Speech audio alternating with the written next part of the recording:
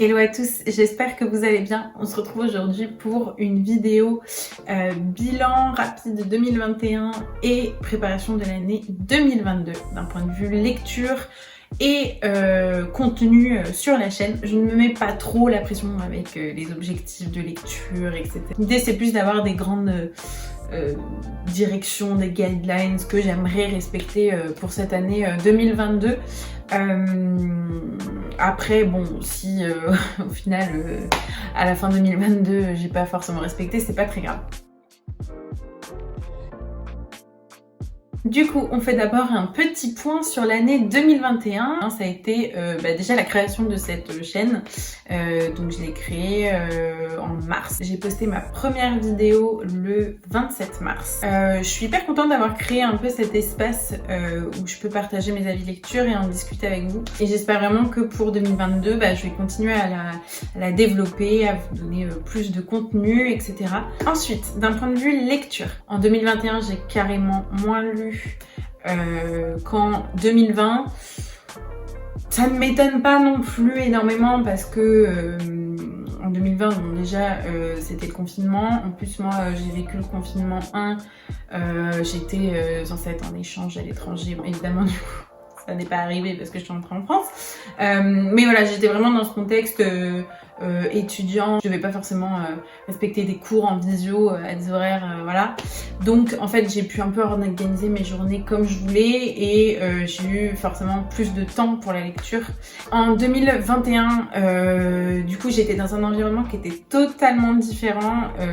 Déjà la première partie de 2021 j'étais en stage de fin d'études, donc techniquement en gros j'étais au boulot, donc c'est pas du tout le même train de vie ou la même organisation que quand on est en cours.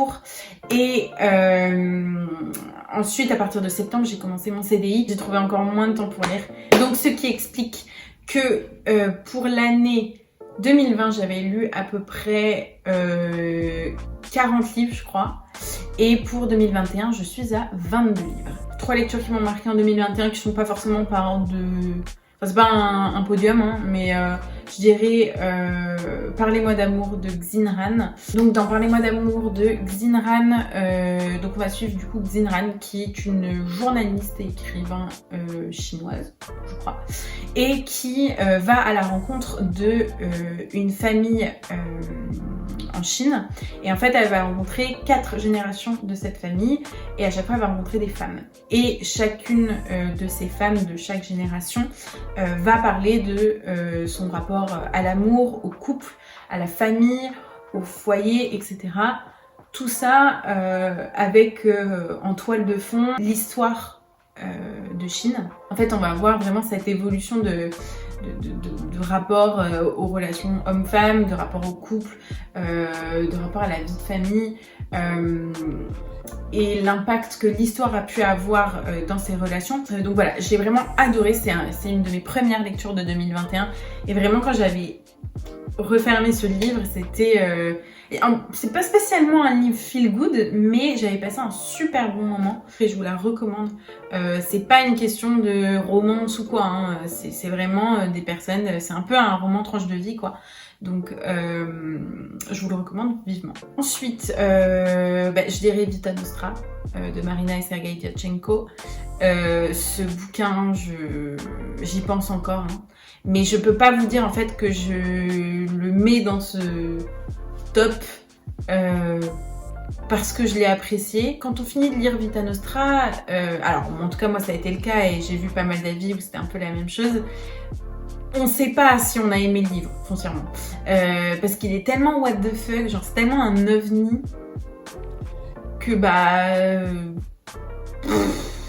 voilà. Mais quoi qu'il en soit, c'est quand même un bouquin qui m'obsède encore. Alors non, je dirais pas que ça m'obsède, j'y pense pas tous les jours, mais c'est vraiment un livre qui m'a marqué. Dans Vita Nostra, on suit une jeune fille qui s'appelle Sacha et qui va partir étudier dans la petite ville de Torpa, qui est une ville qui est un trou paumé en gros. Et elle va étudier, du moins on la contraint à étudier dans l'Institut des études des technologies spéciales. Je crois que c'est ça. Et elle va recevoir du coup un enseignement dans cette école qui va être des plus surprenants, autant sur le fond que la forme. C'est un roman qui est très très noir.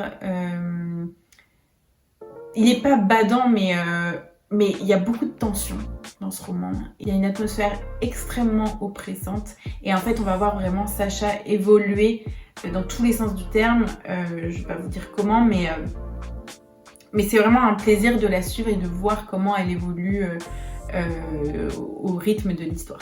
Et dernière lecture qui m'a marquée en 2021, alors j'aurais pu en mettre plein d'autres, hein, honnêtement, je pense notamment en fait à Misery de Stephen King que j'avais adoré. Je redécouvre vraiment Stephen King depuis 2020-2021 et c'est vraiment un plaisir.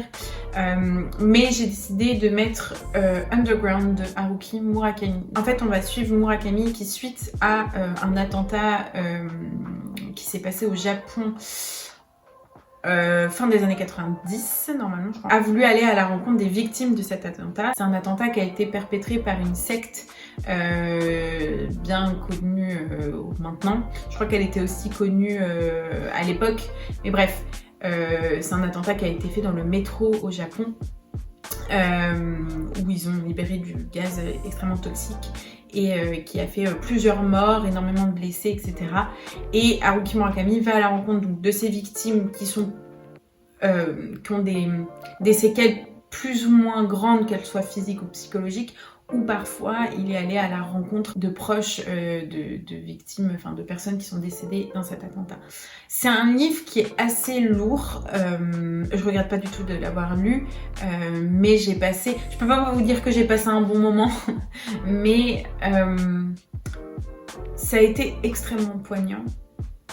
Et bon, je l'ai lu l'été, c'est pas vraiment une lecture estivale, mais vraiment je vous la recommande.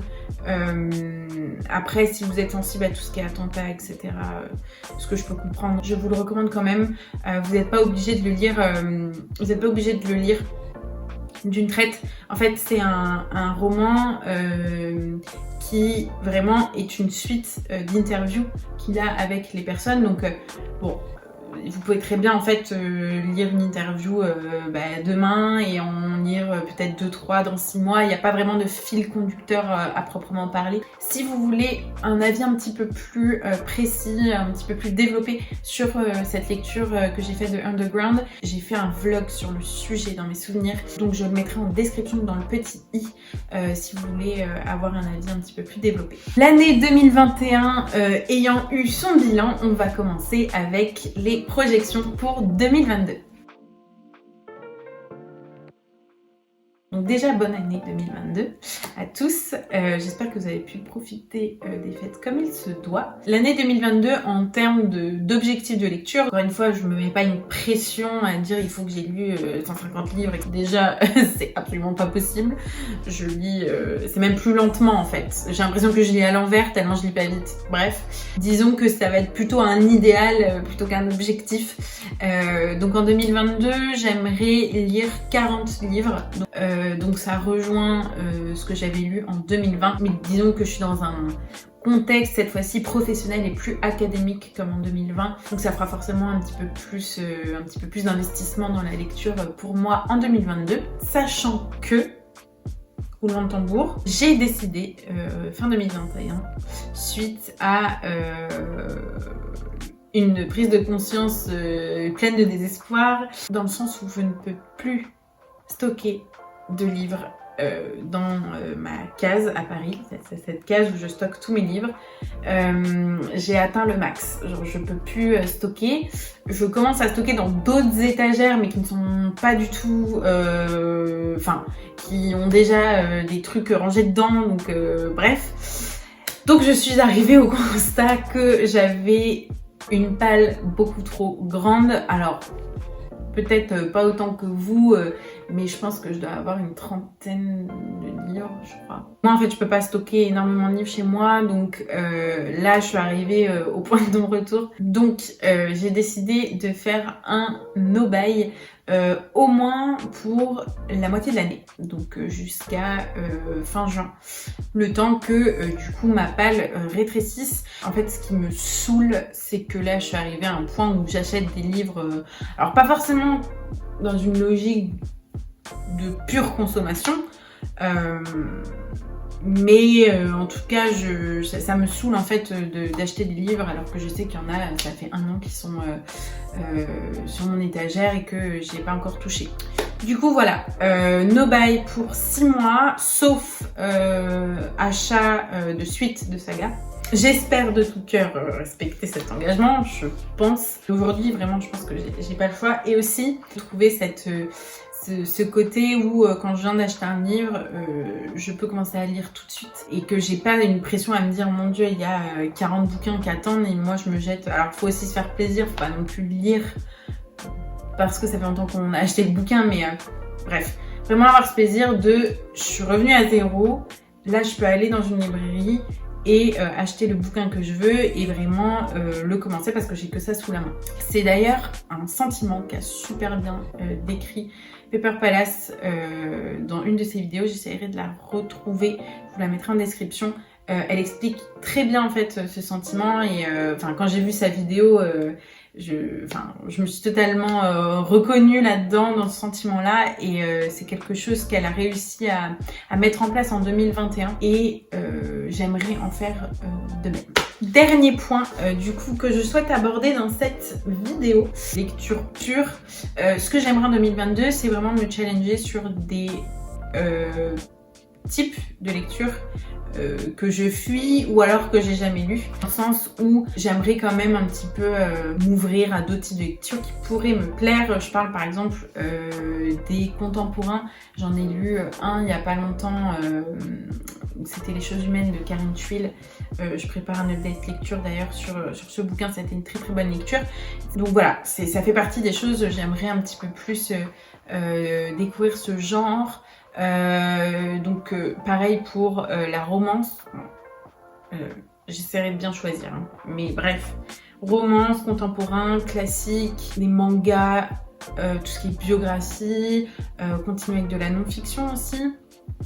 Peut-être aussi des livres sur les sciences sociales et peut-être aussi lire des livres plus en rapport avec le business ou des choses comme ça qui sont en rapport avec ce que je fais aujourd'hui dans mon travail. Bref, voilà, toutes ces choses-là, j'aimerais un petit peu me challenger. Autre chose, j'aimerais, c'est dans la lecture en VO. J'ai 2-3 petits romans à lire que je n'ai toujours pas commencé parce que j'ai peur que ça me mette, que ça me donne mal au crâne de lire de la VO. Enfin, quand je rentre du taf, en fait, je suis tellement explosée que je me dis, oh mon dieu, si je commence à lire en anglais, je vais péter les plombs.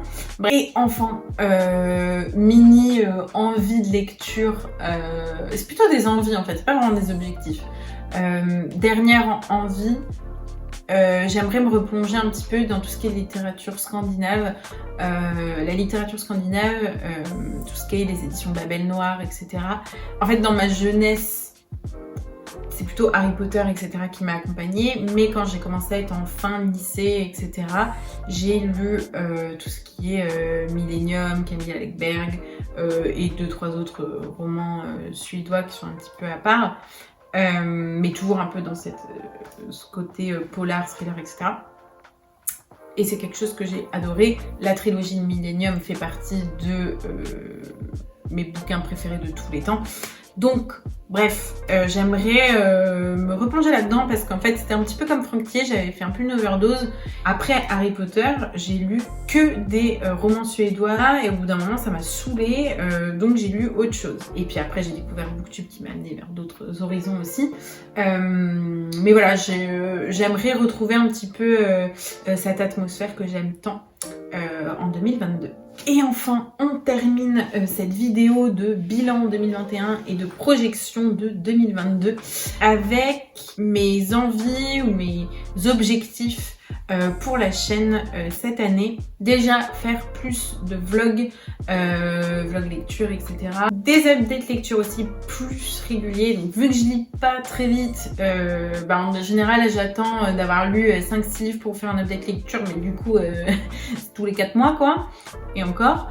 Là je pense que je vais faire des updates lecture plus réguliers, mais peut-être focus sur un livre, mais je vais pas forcément en parler pendant 20 minutes, hein, ça va être des formats très très courts, pouvoir en fait créer du contenu en fait plus régulièrement, sans passer 20 000 ans à parler d'un bouquin. Bon c'est tout ce que j'avais à dire, j'espère que cette vidéo vous aura plu. N'hésitez pas à me partager aussi vos objectifs pour l'année 2022 en termes de lecture. Bon après on se met pas la pression, hein. La lecture doit rester un plaisir. Mais voilà, n'hésitez pas à m'en parler dans les commentaires. Et en attendant, je vous dis à bientôt pour une nouvelle vidéo et je vous souhaite de faire vos meilleures lectures.